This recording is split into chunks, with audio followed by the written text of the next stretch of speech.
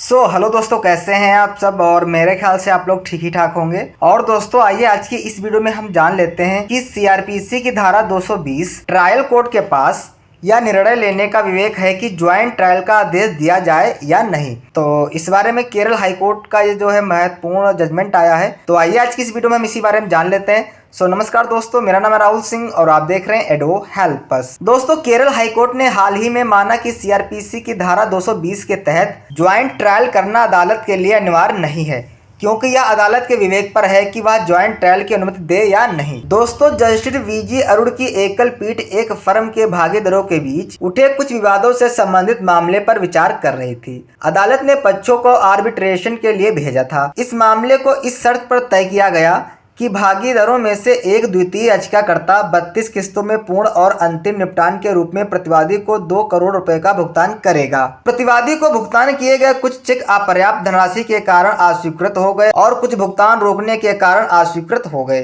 प्रतिवादी ने बाद में निगोशिएबल इंस्ट्रूमेंट एक्ट यानी एनआई एक्ट की धारा 138 के तहत शिकायत दर्ज की। इस संबंध में प्रतिवादी द्वारा 7 मामले दायर किए गए और अभियुक्त ने मामले की संयुक्त सुनवाई के लिए याचिका दायर की। संयुक्त सुनवाई की इस याचिका को मजिस्ट्रेट ने खारिज कर दिया। इसके बाद आरोपी ने मजिस्ट्रेट के आदेश के खिलाफ हाईकोर्ट का दरवाजा खटखटाया। मजिस्ट्रेट ने देखा कि चूंकि सभी चेक अलग अलग तारीखों के होते हैं और चूंकि वे अलग अलग तारीखों पर डिसऑनर्ड हो गए, समग्र साक्ष्य लेने में भ्रम पैदा होगा। अदालत ने साक्ष्य की बेहतर सराहना की अनुमति देने के लिए संयुक्त परीक्षण से इनकार कर दिया।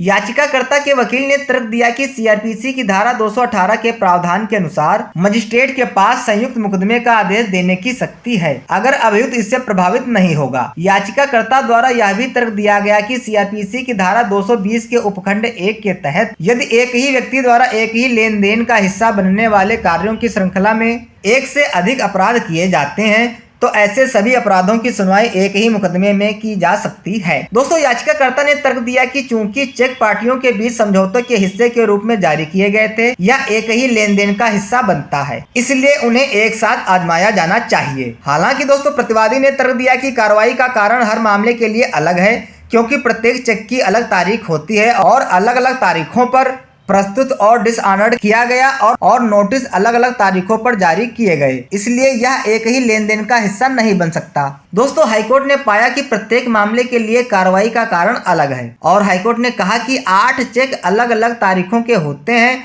और अलग अलग तारीखों में पेश किए गए और अनादरित हो गए। अलग अलग तारीखों पर वैधानिक नोटिस भी जारी किए गए। नतीजतन शिकायत दर्ज करने के लिए कार्रवाई का कारण अर्थात अधिनियम की धारा 138 के परंतुक बी के तहत जारी वैधानिक नोटिस की प्राप्ति के बाद निर्धारित समय के भीतर भुगतान करने में अहर्ता की विफलता भी अलग है। इसलिए शिकायतें प्रत्येक व्यक्तिगत चेक के संबंध में अपराधों से संबंधित कार्रवाई के विभिन्न कारणों के आधार पर दर्ज की गई। हाईकोर्ट ने माना कि मजिस्ट्रेट के आदेश में हस्तक्षेप करने का कोई कारण नहीं था, क्योंकि मजिस्ट्रेट ने सही निष्कर्ष निकाला कि ज्वाइंट ट्रायल संभव नहीं होगा। दोस्तों, केस का टाइटल है MSD fab we Priya Verma 209/2023।